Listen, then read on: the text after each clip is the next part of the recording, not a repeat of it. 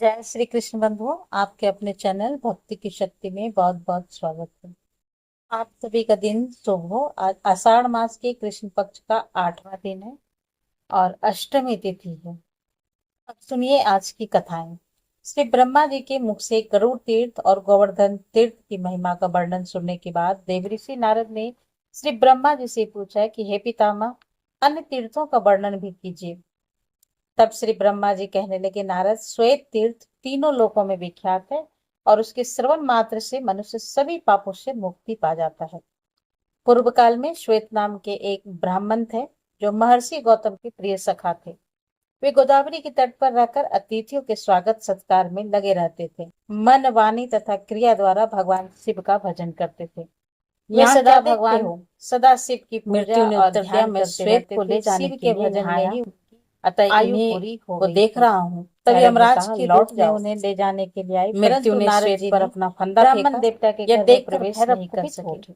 जब उन्होंने ब्राह्मण की शिव के मृत्यु दिए का हुए समय दंड से व्यतीत हो मृत्यु गया, पर गहरी तब चोट लगी चित्रक ने और मृत्यु मृत्यु से देवता पूछा, पास हाथ में मृत्यु दिए हुए श्वेत का धरती पर जीवन ही गिर समाप्त पड़े। होता है, वह अब तक मृत्यु को क्यों नहीं मारा आया? गया। तुम्हारे देखिए, दूत भी युद्ध अभी तक नहीं यमदूत लौटे। भाग गए। ऐसा उन्होंने होना मृत्यु के उचित वध नहीं का है। यह समाचार सुनकर यमराज मृत्यु से को बड़ा पाया, क्रोध हुआ जिसे और वे सुनकर स्वयं ही श्वेत के घर महसवाहन पर पधारे। यमराज को बड़ा क्रोध उसके आया। दूत भयभीत उन्होंने होकर द्वार अधिक के बाहर बलवान ही खड़े हुए चित्रगुप्त थे, अपनी जिन्हें रक्षा करने देखकर वाले मृत्यु ने पूछा, यमदंड दूतों, ये महेशभूत क्या बात बेताल हुई? तथा तुम लोग द्वार के आदि बाहर व्याधियों कैसे को खड़े हुए? शीघ्रता पूर्वक चलने का आदेश तब देकर दूत बोले, तुरंत श्वेत वहां से भगवान शिव प्रस्थान किया। के द्वारा अपने सुरक्षित हैं। साथियों हम सहित उनकी ओर यमराज उस आंख स्थान उठाकर पर भी पहुंचे नहीं देख जहां सकते जिनके ऊपर द्विजश्रेष्ठ भगवान श्वेत शंकर भगवान शिव प्रसन्न की हो जाए। आराधना में फिर उन्हें संलग्न भय थे। कैसा? उस समय यमराज तब तथा मृत्यु ने भगवान अपना शिव के फंदा पार्षद हाथ में में अत्यंत लेकर स्वयं भयानक ही संग्राम ब्राह्मण छेड़ छेड़ी में दिया। प्रवेश किया। कार्तिकेय ने ब्राह्मण स्वयं तो ही भक्ति पूर्वक शक्ति भगवान शिव की संभाली पूजा और कर रहे यमराज थे। के दूतों को उन्हें विदा ना भी तो कर मृत्यु डाला। के आने का पता साथ ही था और दक्षिण ना ही दिशा के यमदूतों स्वामी के। अत्यंत श्वेत के बलवान समीप यमराज को भी पासधारी मृत्यु को मौत के खड़ा घाट देखकर उतार दिया। दंडधारी भैरव ने मरने विस्मित से होकर बचे हुए पूछा, यमदूतों ने मृत्युदेव, भगवान सूर्य को यह सब समाचार कह सुनाया। यह अद्भुत बात सुनकर सूर्य भगवान समस्त देवताओं और लोकपालों के साथ मेरे समीप आए। फिर मैं भगवान विष्णु, इंद्र, अग्नि, वरुण तथा अन्य बहुत से देवता यमराज के पास गए। वे गोदावरी नदी के तट पर मृत अवस्था में पड़े हुए थे और यमराज को सेना सहित मरा हुआ देखकर देवतागण भय से व्याकुल हो उठे और हाथ जोड़कर बारंबार भगवान शिव की प्रार्थना करने लगे। देवतागण बोले, भगवान, आपको अपने भक्त सदा ही प्रिय हैं और आप दुष्टों का वध क्या करते हैं। संसार के आदि सृष्टा नीलकंठ, आपको नमस्कार है। नमस्कार है ब्रह्म प्रिय, आपको नमस्कार है। देव प्रिय, आपको नमस्कार है। विप्रवर, श्वेत आपके भक्त हैं। इनकी आयु छिन्न हो जाने पर भी यम आदि सब लोग इन्हें ले जाने में समर्थ नहीं हो सके। आपका अपने भक्तों पर ऐसा महान प्रेम देखकर हम सबको बड़ा संतोष हुआ। नाथ, सचमुच ही आप बड़े भक्त वत्सल हैं। जो जो लोग आप जैसे दयालु परमेश्वर की शरण में आ गए हैं, उन्हें यमराज भी नहीं देख सकता। यह जानकर ही सब लोग पराभक्ति के साथ आपका भजन क्या करते हैं। शंकर, आप ही इस जगत के स्वामी हैं। क्या यह बात आप भूल गए? आपके बिना यह व्यवस्था करने में भला कौन समर्थ हो सकता है। इस प्रकार स्तुति करने वाले देवताओं के समक्ष भगवान शंकर स्वयं प्रकट हो गए और बोले, देवताओं, मैं तुम्हें क्या दूं? देवता गणों ने कहा, देवेश्वर, ये सूर्य के पुत्र धर्म है और जो समस्त देहधारियों का नियंत्रण करते हैं। इन्हें धर्म और अधर्म की व्यवस्था में नियुक्त किया गया है। ये लोकपाल हैं, अपराधी और पापी नहीं हैं, अतः इनका वध नहीं होना चाहिए। इसके बिना ब्रह्मा जी का कोई कार्य नहीं चल सकता। इसलिए सेना और वाहनों सहित यमराज को जीवित कर देना दीजिए। नाथ, महात्माओं के सामने ही हुई प्रार्थना सफल ही होती है, वह कभी व्यर्थ नहीं जाती। भगवान शिव बोले, देवताओं, मेरी बात सुनो। जो मेरे तथा भगवान विष्णु के भक्त हैं, गौतमी गंगा का निरंतर सेवन करने वाले हैं, उनके स्वामी हम लोग स्वयं ही हैं। मृत्यु का उसके ऊपर कोई अधिकार नहीं। यमराज को तो कभी उनकी बात तक नहीं करनी चाहिए। व्याधि आदि के द्वारा उनका पराभव करना कदापि उचित नहीं है और जो शरण में आ जाते हैं वे तत्काल मुक्त हो जाते हैं। यमराज को तो चाहिए अपने अनुचरों सहित उन्हें प्रणाम करे। अब बहुत अच्छा, ऐसा कहकर देवताओं ने भगवान शिव की बात का अनुमोदन किया। तब भगवान शिव ने अपने वाहन नंद से कहा, नंदकेश्वर, तुम गौतमी का जल लेकर मरे हुए यमराज आदि के शरीर पर छिड़क दो। आज्ञा पाकर नंदी ने यम आदि सभी लोगों पर गोदावरी का पावन जल छिड़का, जिससे वे जीवित होकर उठ बैठे और दक्षिण दिशा की ओर चले गए। गौतमी के उत्तर तट पर विष्णु आदि सभी देवता ठहर गए और देवादिदेव महेश्वर की पूजा करने लगे। उस समय वहां 1,11,000 तीर्थ एकत्रित हुए थे। इस प्रकार गोदावरी के दक्षिण तट पर 3,000 तीर्थ एकत्रित हुए। यही श्वेत तीर्थ का पवित्र उपाख्यान है, जहाँ मृत्यु देवता मरकर गिरे थे। वह स्थान मृत्यु तीर्थ कहलाता है। वहां किया हुआ स्नान और दान सभी पापों का नाश करने वाले हैं, और उनके महात्मा का श्रवण, पठन और स्मरण अंतःकरण के मल को धोने वाला और सभी लोगों को भोग तथा मोक्ष प्रदान करने वाला है। इसके आगे शुक्र तीर्थ है, जो मनुष्यों को सभी प्रकार की सिद्धि देने वाला है। वह सभी पापों को शांत करने वाला तथा सब प्रकार की व्याधियों का नाशक है। अंगिरा और भृंगु ये दो परम धर्मात्मा ऋषि हुए हैं। देव ऋषि नारद, ध्यान पूर्वक सुनो। अब इसका भी वर्णन मैं करता हूँ। इन दोनों के दो दो पुत्र हुए, जो बड़े ही विद्वान और रूप तथा बुद्धि से सुशोभित थे। अंगिरा के पुत्र का नाम जीव और भृगु के पुत्र का नाम कवि। ये दोनों अपने माता पिता के अधीन रहते थे। जब दोनों का यज्ञोपवीत संस्कार हो गया, तब उसके पिता परस्पर कहने लगे कि हम दोनों में से एक ही इन दोनों पुत्रों के शिक्षक हों। इससे एक ही शासन करेगा और दूसरा सुख से बैठा रहेगा। यह सुनकर अंगिरा ने कहा, मैं कवि को भी अपने पुत्र के समान ही पढ़ाऊंगा, वह सुखपूर्वक मेरे यहाँ रहे। अंगिरा की बात सुनकर भृगु ने कहा, ठीक है, और उन्होंने अपने पुत्र शुक्र को अंगिरा की सेवा में सौंप दिया। परंतु अंगिरा उन दिनों बालकों में विषम बुद्धि रखते थे, इसलिए दोनों को पृथक पृथक पढ़ाती थी। बहुत दिनों तक किसी प्रकार यही क्रम चलता रहा। तब एक दिन शुक्र ने कहा, गुरुदेव, आप मुझे प्रतिदिन विषम भाव से पढ़ाते हैं। गुरुओं के लिए यह उचित नहीं कि वे पुत्र और शिष्य में भेदभाव समझे। जो लोग विषम बुद्धि रखते हैं, उसके पाप की कोई गणना नहीं है। आचार्य, अब मैंने आपको अच्छी तरह समझ लिया। आपको मेरा बारंबार नमस्कार है। अब दूसरे किसी गुरु के यहाँ जाऊंगा, मुझे जाने की आज्ञा दीजिए।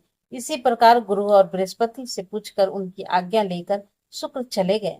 उन्होंने सोचा, अब पूर्ण विद्या प्राप्त करके ही पिता के पास जाऊं, किंतु किससे पूछूं? कौन सबसे श्रेष्ठ गुरु हो सकता है?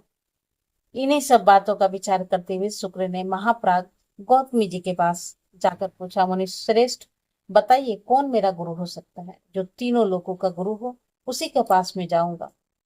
गौतम ने कहा, जगत गुरु भगवान शंकर ही गुरु होने योग्य है। शुक्र ने पूछा, तो फिर मुनिवर मैं कहाँ रहकर शंकर जी की आराधना करूं? गौतम ऋषि बोले, गौतमी गंगा में स्नान करके पवित्र होकर स्तोत्र द्वारा भगवान शंकर को संतुष्ट करो।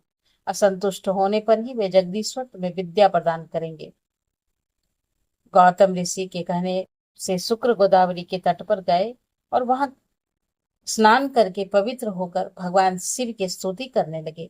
शुक्र बोले, प्रभु मैं बालक हूँ, मेरी बुद्धि बालक की ही है, और आप बाल चंद्रमा को मस्तक पर धारण करने वाले हैं।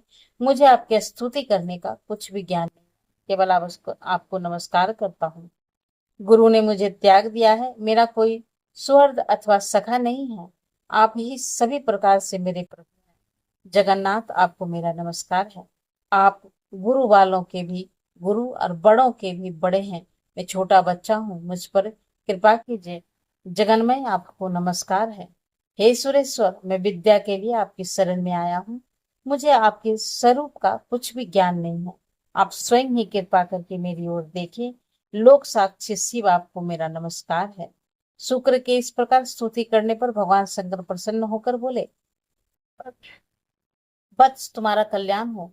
तुम इच्छा अनुसार वर मांगो, भले ही वे देवताओं के लिए भी दुर्लभ क्यों न हो।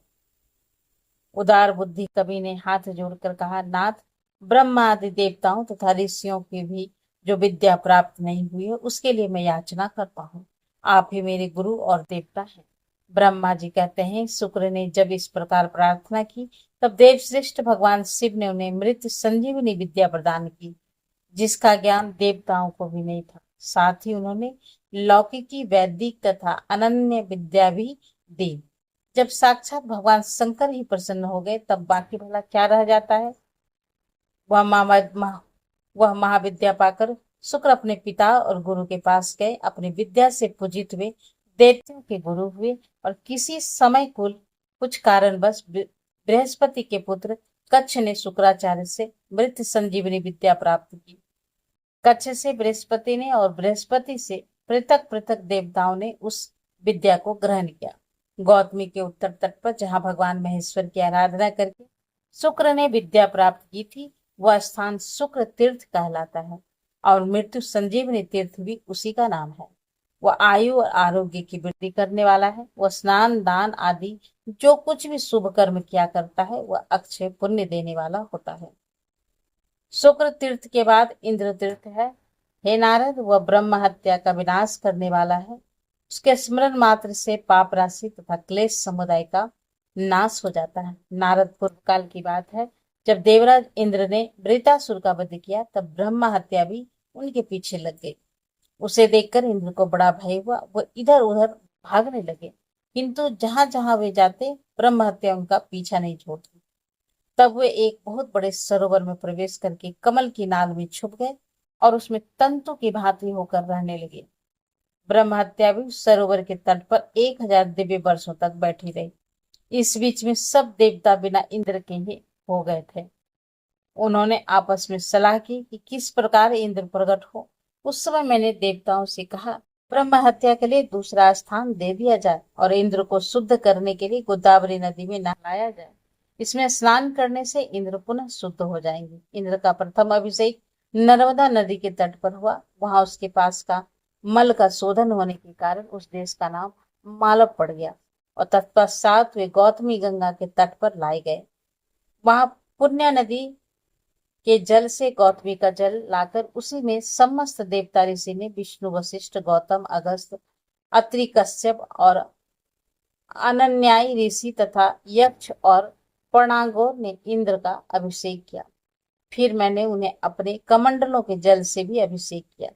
इस प्रकार वहां पुण्य हो सकता था। 2 नदियां हो गई और वे दोनों गौतमी गंगा में जाकर मिली।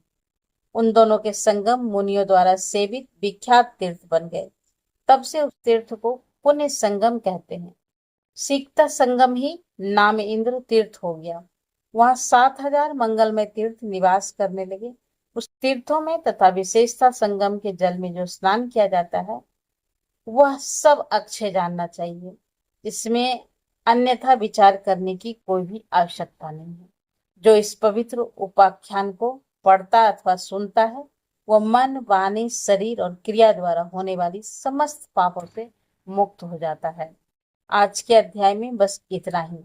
अब सुनिए कल की आगे की पौराणिक कथा।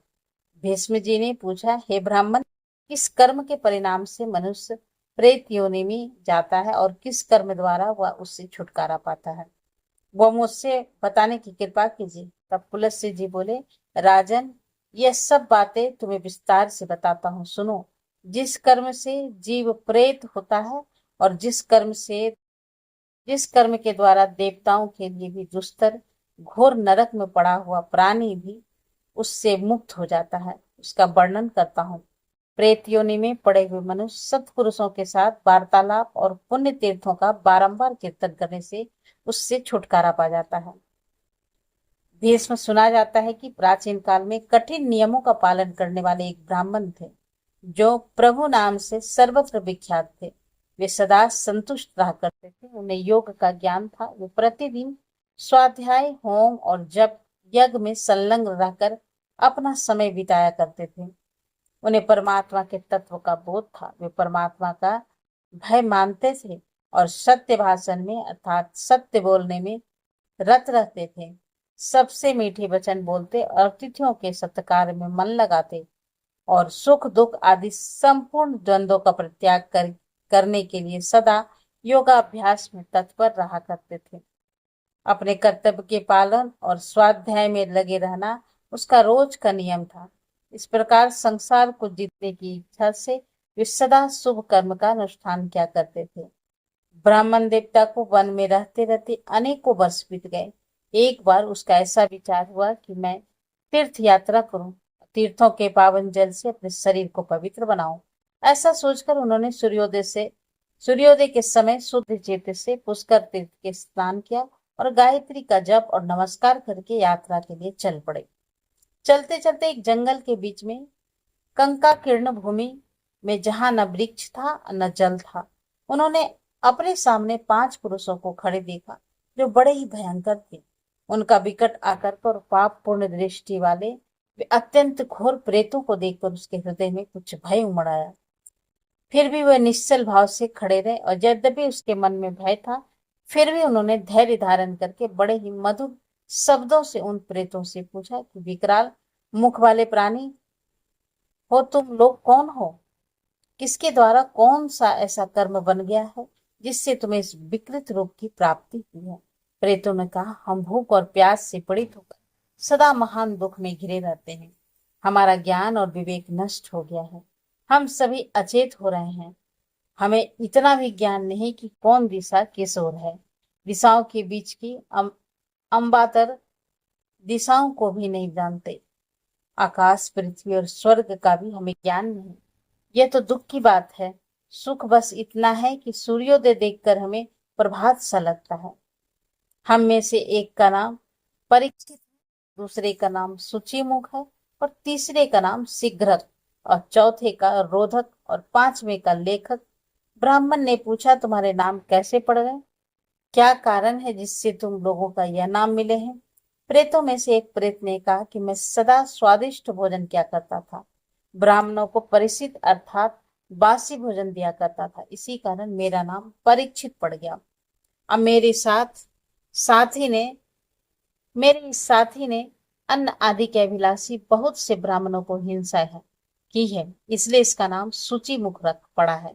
और तीसरा प्रेत भूखे ब्राह्मण के याचना करने पर भी उसे कुछ देने के भय से बड़ी जल्दी वहां से चला गया था, इसलिए इसका नाम शीघ्रम हो गया।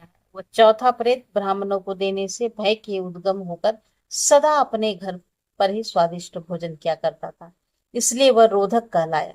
और हम 5 लोगों में से सबसे बड़ा पापी जो है वह 5वां प्रेत है। यह याचना करने पर चुपचाप खड़ा रहता था। वह धरती को रेंदने लगता था, इसलिए इसका नाम लेखन पड़ गया है। और लेखक बड़ी कठिनाई से चलता है। रोचक को सिर नीचा करके चलना पड़ता है और शीघ्र पंगु हो गया है। सूची अर्थात हिंसा करने वाले का सुई के समान मुंह हो गया है और मुझ परीक्षित की गर्दन लंबी और पेट बड़ा हो गया है। अपने पाप के प्रभाव से मेरा अंडकोश भी बढ़ गया है और दोनों होठ भी लंबे होने के कारण लटक गए हैं। यही हमारे प्रेत योनि में आने का वृतांत है जो मैंने तुम्हें सुना दिया। अगर तुम्हारी इच्छा हो तो कुछ और भी पूछो। पूछने पर उस बात को भी हम बताएंगे। ब्राह्मण बोले कि इस पृथ्वी पर जितने भी जीव रहते हैं उन सब की स्थिति आहार अर्थात भोजन पर ही निर्भर है, इसलिए मैं तुम लोगों का आहार भी जानना चाहता हूँ कि तुम लोग क्या खाते हो। प्रेत बोले, विप्रवर, हमारे आहार की बात भी सुनिए। हम लोग भोजन सभी प्राणियों के लिए निंदित है, उसे सुनकर आप भी बार बार निंदा करेंगे। बलगम, पेशाब, पखाना और स्त्री के शरीर की मैल, इन्हीं से हमारा भोजन चलता है। जिस घरों में पवित्रता नहीं वहाँ प्रेत भोजन करते हैं, और जो घर स्त्रियों के द्वारा दुग्ध और छिन्न भिन्न है, अस्त व्यस्त है, जिसके समान इधर उधर बिखरे पड़े रहते हैं और मलमूत्र के द्वारा जो घृणित अवस्था को पहुंच चुके हैं, उन्हीं घरों में प्रेत भोजन करते हैं। जिन घरों में मानसिक लज्जा का अभाव है, पतितों का निवास है और जहाँ के निवासी लूटपाट का काम करते हैं, वहीं प्रेत भोजन करते हैं। जहाँ बलि, वैश्वदेव और वेद मंत्रों का उच्चारण, होम और व्रत भी नहीं होते, वहां प्रेत भोजन करते हैं। जहाँ गुरुजनों का आदर नहीं होता, जिन घरों में स्त्रियों का प्रभुत्व है और जहाँ क्रोध और लोभ से अधिकार जमा लिया है, वही प्रेत भोजन करते हैं। तात, मुझे अपने भोजन का परिचय देते समय बहुत लज्जा हो रही है, इसलिए इससे अधिक मैं कुछ नहीं कर सकता। तपोधन, तुम नियमों की दृढ़ता पूर्वक पालन करने वाले हो, इसलिए प्रेत योनि से दुखी होकर हम तुमसे कुछ पूछ रहे हैं। बताओ, कौन सा कर्म करने से जीव प्रेत योनि में नहीं पड़ता? तब ब्राह्मण कहने लगे, जो मनुष्य 1 रात का 3 रात का और किच चांदायन आदि अन्य व्रतों का पालन करता है, वह कभी प्रेत योनि में नहीं पड़ता है। जो प्रतिदिन 3, 5 या 1 अग्नि का सेवन करता है, उसके हृदय में संपूर्ण प्राणियों के प्रति दया भरी हुई है। वो मनुष्य प्रेत नहीं होता। जो मान और अपमान में, स्वर्ण और मिट्टी के ढेले में और शत्रु और मित्र में एक समान भाव रखता है, वो कभी प्रेत नहीं होता। देवता, अतिथि, गुरु और पितरों की पूजा में सदा प्रवृत्त रहने वाला मनुष्य भी प्रेत योनि में नहीं जाता है। शुक्ल पक्ष में मंगलवार के दिन चतुर्थी तिथि आने पर जो श्रद्धा पूर्वक श्राद्ध करता है, वह मनुष्य प्रेत नहीं होता। जिसने क्रोध को जीत लिया, जिसने डाह का, ईर्ष्या का सर्वथा अभाव है, जो तृष्णा और आसक्ति से रहित, क्षमावान और दानशील है, वो प्रेत योनि में नहीं जाता। जो गौ, ब्राह्मण, तीर्थ, पर्वत, नदी और देवताओं को प्रणाम करता है, वो मनुष्य प्रेत नहीं होता। प्रेत बोले, महामुन, आपके मुख से नाना प्रकार के धर्म सुनने को मिले। हम बहुत दुखी जीव हैं, इसलिए फिर पूछते हैं कि किस कर्म से प्रेत योनि में जाना पड़ता है, वह भी हमें बताइए। ब्राह्मण ने कहा, अगर कोई द्विज और विशेषतः ब्राह्मण शूद्र का अन्न खाकर उसे पेट में लिए ही मर जाए, वो प्रेत होता है। और जो आश्रम धर्म का त्याग करके मदिरा पीता, पराई स्त्री के का स्पर्श करता और प्रतिदिन मांस खाता है, उस मनुष्य को प्रेत होना पड़ता है। जो ब्राह्मण यज्ञ के अनाधिकारी पुरुषों से यज्ञ करवाता है और आधिकारिक पुरुषों का त्याग करता है, शूद्र की सेवा में लगा रहता है, वह प्रेत योनि में जाता है। जो मित्र की धरोहर को हड़प लेता है, शूद्र का भोजन बनाता है, विश्वासघात करता और कूटनीति का सहारा लेता है, वो निश्चय ही प्रेत होता है। ब्रह्म हत्यारा और गोपाती, चोर, शराबी, गुरु पत्नी के साथ संभोग करने वाला और भूमि और कन्या का अपहरण करने वाला निश्चय ही प्रेत होता है। जो पुरोहित नास्तिक में प्रवृत्ति होकर अपने अनेक ऋतुजों के लिए मिली हुई दक्षिणा का अकेले ही हड़प लेता है, उसे निश्चित ही प्रेत योनि में आना पड़ता है। विप्रवर, प्रभु जब इस प्रकार उपदेश कर रहे थे, ठीक उसी समय आकाश में सहसा नगाड़े बजने लगे। हजारों देवताओं के हाथ से छोड़े हुए फूलों की वर्षा होने लगी। अब प्रेतों के लिए देखते ही देखते चारों ओर से दिव्य विमान आ गया। आकाशवाणी हुई कि इस ब्राह्मण देवता के साथ वार्तालाप और पुण्य कथा का कीर्तन करने से तुम सब प्रेतों की दिव्य गति प्राप्त हुई है। इस प्रकार सत्संग के प्रभाव से उन प्रेतों का उद्धार हो जाता है। गंगानंदन, यदि तुम्हें कल्याण साधन की आवश्यकता है तो तुम आलस्य छोड़कर पूरा प्रयास करके सत्पुरुषों के साथ वार्तालाप सत्संग करो। यह 5 प्रेतों की कथा संपूर्ण धर्मों का तिलक है। जो मनुष्य इसका लाख पाठ करता है, जिसके वंश में कभी कोई प्रेत नहीं होते हैं, जो अत्यंत श्रद्धा और भक्ति के साथ इस प्रसंग का बारंबार श्रवण करता है, वह भी प्रेत योनि में नहीं पड़ता है। भीष्म जी ने पूछा, हे ब्राह्मण, पुष्कर की स्थिति अंतरिक्ष में क्यों बताई जाती है? धर्मशील मुनि इस लोक को उसे कैसे प्राप्त करते हैं और किस किस ने इसे प्राप्त किया है? तब पुलस्त्य जी कहने लगे कि राजन, एक समय की बात है, दक्षिण भारत के निवासी 1 करोड़ ऋषि पुष्कर तीर्थ में स्नान करने के लिए आए, किंतु पुष्कर आकाश में स्थित हो गई थी। यह जानकर वे समस्त मुनि प्राणायाम में तत्पर होकर ब्रह्म ब्रह्मा का ध्यान करते हुए 12 वर्ष तक वहीं खड़े रह गए। तब ब्रह्मा जी, इंद्र आदि संपूर्ण देवता तथा ऋषि महर्षि आकाश में अलक्षित होकर उन्हें पुष्कर प्राप्ति के लिए अत्यंत दुष्कर नियम बताए जाते हैं। बोले कि द्विजगण, तुम लोग मंत्र द्वारा पुष्कर की आवाहन करो। आपो की आस्था में इत्यादि 3 ऋचाओं का जप करने से यह तीर्थ तुम्हारे समीप आ जाएगी, और अधमसन मंत्र का जप करने से पूर्ण फलदायक होगा। उन ब्रह्म ऋषियों की बात समाप्त होने पर उन सब मुनियों ने वैसा ही किया, और ऐसा करने से वे परम पावन बन गए। उन्हें पुष्कर प्राप्ति का पूरा पूरा फल मिल गया। राजन, जो कार्तिक की पूर्णिमा को पुष्कर में स्नान करता था, वह परम पवित्र हो गया। ब्रह्मा जी के सहित पुष्कर तीर्थ सबको पुण्य प्रदान करने वाला है। यहाँ आने वाले सभी वर्णों के लोग अपने पुण्य की वृद्धि करते हैं। वे मंत्र ज्ञान के बिना ही ब्राह्मणों के समान हो जाते हैं, इसमें बिल्कुल भी संदेह नहीं है। पुष्कर में गंगोत तीर्थ है, जहाँ नदियों में श्रेष्ठ गंगा जी सरस्वती को देखने के लिए आई थी। उस समय वहां आकर गंगा जी ने कहा, सखी तुम बड़ी सौभाग्यशाली हो, तुमने देवताओं का यह दुष्कर कार्य किया है जिसे दूसरा कोई कभी नहीं कर सकता, महाभागे, इसलिए देवता भी तुम्हारे दर्शन करने आए हैं। तुम मन, वाणी, शरीर और क्रिया द्वारा इसका सत्कार करो। पुलस्त्य जी कहते हैं, गंगा जी के ऐसा कहने पर ब्रह्म कुमारी सरस्वती उन सुरेश्वरों की पूजा करके फिर अपनी सखियों से मिली।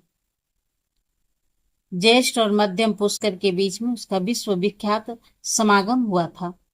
वहां सरस्वती का मुख पश्चिम दिशा की ओर, गंगा का उत्तर की ओर, और इसके बाद पुष्कर में आए हुए सभी देवता सरस्वती के दुष्कर कर्म का महत्व समझकर उनकी स्तुति करने लगे। देवता बोले, देवी आप ही धति, आप ही मति, आप ही लक्ष्मी, आप ही विद्या और आप ही परागति हो। श्रद्धा, प्राणिष्ठा, बुद्धि, मेघा, धति और क्षमा भी आप ही हो। आप ही सिद्धि, आप ही स्वाहा और आप ही स्वधा हो, और आप ही परम पवित्र सिद्धांत हो। संध्या, रात्रि, प्रभा, भूति, मेघा, श्रद्धा, सरस्वती, यज्ञ विद्या, महाविद्या, गुह विद्या, सुंदर, अनवक्षिकी अर्थात तर्क विद्या, वेद त्रय और दंड नीति, ये सब आपके ही नाम है। समुद्र को जाने वाली श्रेष्ठ नदी, आपको नमस्कार है। पुण्य सलीला सरस्वती, आपको नमस्कार है। पापों से छुटकारा दिलाने वाली देवी, आपको नमस्कार है। अवरांगने, आपको नमस्कार है। देवताओं ने जब इस प्रकार उस दिव्य देवी की स्तुति की, तब वह पूर्वाभिमुख होकर स्थित हो गए और ब्रह्मा जी से कहे अनुसार वही प्राचीन सरस्वती संपूर्ण देवताओं में युक्त होने के कारण देवी सरस्वती सब तीर्थों में प्रधान है। वहां सुधावट नाम का एक पितामह संबंधित तीर्थ भी है, जिसके दर्शन करने से मात्र से महापात की पुरुष भी शुद्ध हो जाते हैं और ब्रह्मा जी के समीप रहकर दिव्य भोग भोगते हैं। जो नरश्रेष्ठ वहां उपवास करते हैं, मृत्यु के बाद हंस युक्त विमान पर आरूढ़ होकर निर्भयता पूर्वक शिवलोक को जाते हैं। जो लोग वहां शुद्ध अंतकरण वाले ब्रह्मज्ञानी महात्माओं थोड़ा भी दान करते हैं, उनका वह दान उन्हें 100 जन्मों तक फल देता रहता है। जो मनुष्य वहां टूटे फूटे तीर्थों का जीर्णोद्धार करते हैं, वे ब्रह्मलोक में जाकर सुखी और आनंदित होते हैं। जो मनुष्य वहां ब्रह्मा जी की भक्ति से परायण हो पूजा जप और होम करते हैं, उन्हें वह सब कुछ अनंत पुण्य पुण्य फल प्राप्त हो जाता है। उस तीर्थ में दीप दान करने से ज्ञान नेत्र की प्राप्ति हुआ। भगवान श्री राम ने भी उस तीर्थ में जाकर मार्कंडेय जी के कहे अनुसार अपने पिता दशरथ जी के लिए पिंडदान और श्राद्ध किया था। वहां एक चकोर बावली है, जहां पिंडदान करने वाले मनुष्य हंस युक्त विमान से स्वर्ग को जाते हैं। यज्ञ वेताओं में श्रेष्ठ ब्रह्मा जी ने उस तीर्थ के ऊपर उत्तम दक्षिणाओं से युक्त पितृ में यज्ञ अर्थात श्राद्ध किया था। उसमें उन्होंने वसुओं को, पितर रुद्रों को पितामह और आदित्यों को परम पितामह नियत किया था। फिर उन तीनों को बुलाकर कहा कि आप लोग सदा यहाँ विराजमान रहकर पिंडदान आदि ग्रहण किया करें। वहां जो पितृ कार्य किया जाता है उसका अक्षय फल मिलता है। पितर और पितामह संतुष्ट होकर उन्हें उत्तम जीविका प्राप्ति के लिए आशीर्वाद देते हैं। वहां तर्पण करने से पितरों की तृप्ति होती है और पिंडदान करने से उन्हें स्वर्ग मिलता है। इसलिए सब कुछ छोड़कर प्राचीन सरस्वती तीर्थ में तुम पिंडदान करो। प्रत्येक पुत्र का कर्तव्य है कि वह वहां जाकर अपने समस्त पितरों को यत्न पूर्वक तृप्त करे। और वहां प्राचीनेश्वर भगवान का स्थान है, उनके सामने आदि तीर्थ प्रतिष्ठित है, जो दर्शन मात्र से मोक्ष प्रदान करने वाला है। वहां के जल का स्पर्श करके मनुष्य जन्म मृत्यु के बंधन से छुटकारा पा लेता है। उसमें स्नान करने से वह ब्रह्म जी का अनुचर होता है। जो मनुष्य आदि तीर्थ में स्नान करके एकाग्रता पूर्वक थोड़े से अन्न का भी दान करता है, वह स्वयं लोक की प्राप्ति होता है। और जो विद्वान वहां स्नान करके ब्रह्मा जी के भक्तों को स्वर्ण और खिचड़ी दान करता है, वह स्वर्ग लोक में सुखी और आनंदित होता है। वहां प्राचीन सरस्वती विद्यमान है। वहां मनुष्य द्वारा साधक की खोज क्यों करते हैं? प्राचीन सरस्वती में स्नान करने से जिस फल की प्राप्ति होती है, उसी के लिए तो जप तप आदि साधन किए जाते हैं। जो भगवती प्राची सरस्वती का पवित्र जल पी लेते हैं, उन्हें मनुष्य नहीं देवता समझना चाहिए। ऐसा मार्कंडेय जी कहते हैं। सरस्वती नदी के तट पर पहुंचकर स्नान करने का कोई नियम नहीं है। भोजन के बाद या भोजन से पहले दिन में या रात में कभी भी स्नान किया जा सकता है। वह तीर्थ अन्य सब तीर्थों की अपेक्षा प्राचीन और श्रेष्ठ माना गया है। वह प्राणियों के पापों का नाशक और पुण्यजनक कहा गया है। आज के अध्याय में बस इतना ही। इसके आगे का वृतांत आप सभी अगले अध्याय में जरूर सुनिएगा।